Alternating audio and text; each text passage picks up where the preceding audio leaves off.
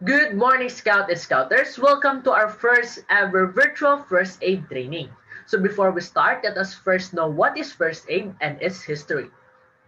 So what is first aid? First aid is an initial, immediate, and temporary treatment given to the sick or injured person by a non-expert until a medical assistance has arrived. The techniques in first aid range from basic to life-saving, and they can manage with or without equipment. History of first aid. June 24, 1859, a battle began in northern Italy called the Battle of Solferino. After the battle, a young businessman from Geneva named Henry Dunant witnessed the suffering and agony brought about from this battle. He led the civilian people, especially the women and the girls, in assisting and caring for the wounded soldiers and civilians. He also helped establish temporary hospitals and secured necessary materials and supplies. He wrote a book titled A Memory in Solferino, which inspired the existence of the International Committee of the Red Cross or ICRC in 1863.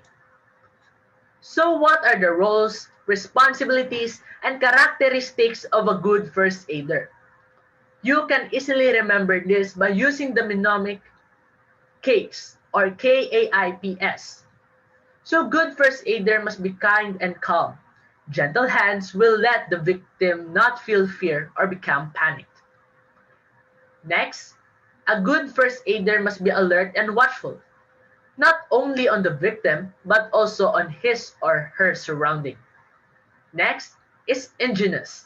A good first aider must know how to apply first aids to the victim with minimal sources, with or without the equipment. He or she must provide or improvise of what is available, giving the best possible care to the patient. Next is being polite. A good first aider should be tactful. He or she should not cause panic or fear, which may just worsen the condition of the patient. Lastly, sensitive. The first aider should make the patient feel comfortable and at ease. Now let's proceed to the bandaging techniques. So before we start, let us first know what is a bandage. So a bandage is a clean fabric that is used to hold the dressing in place and to support the body parts. The other purpose of bandage are to control bleeding, to ensure splints, and to prevent movement to the injured body part.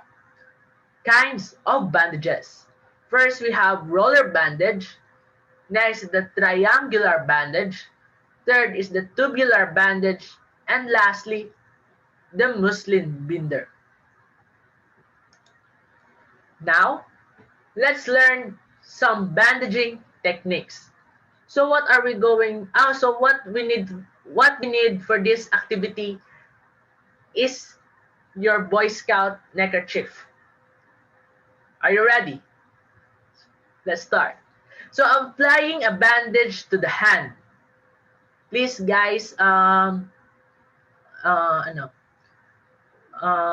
do everything na andyan sa na makikita niyo sa screen.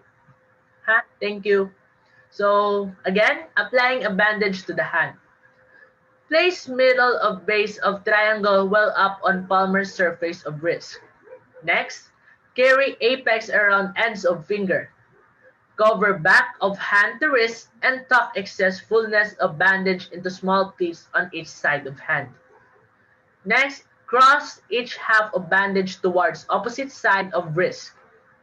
Next, bring ends of triangle around the wrist. And lastly, tie ends in square knot. For those who do not know what is a square knot is also known as the queen of all knots.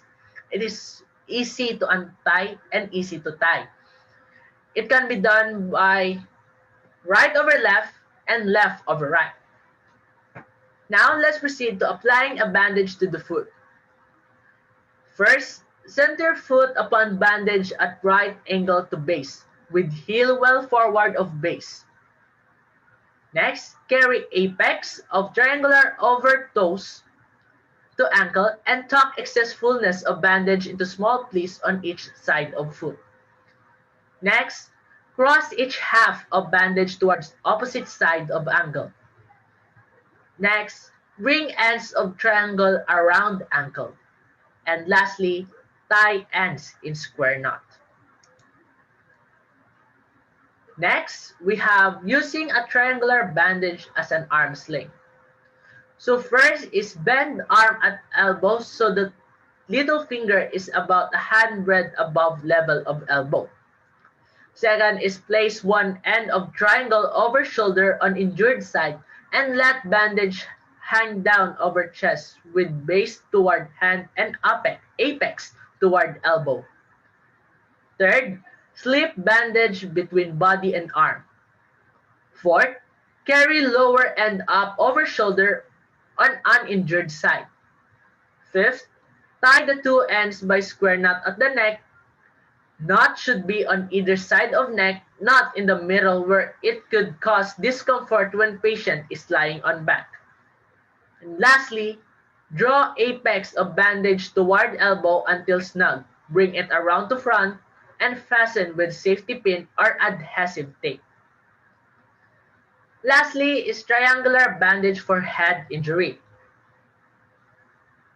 First thing we're gonna do is place middle of base of triangle so that the edge is just above the eyebrows and bring apex backward, allowing it to drop over back of head and bring edge of triangle backward above ears.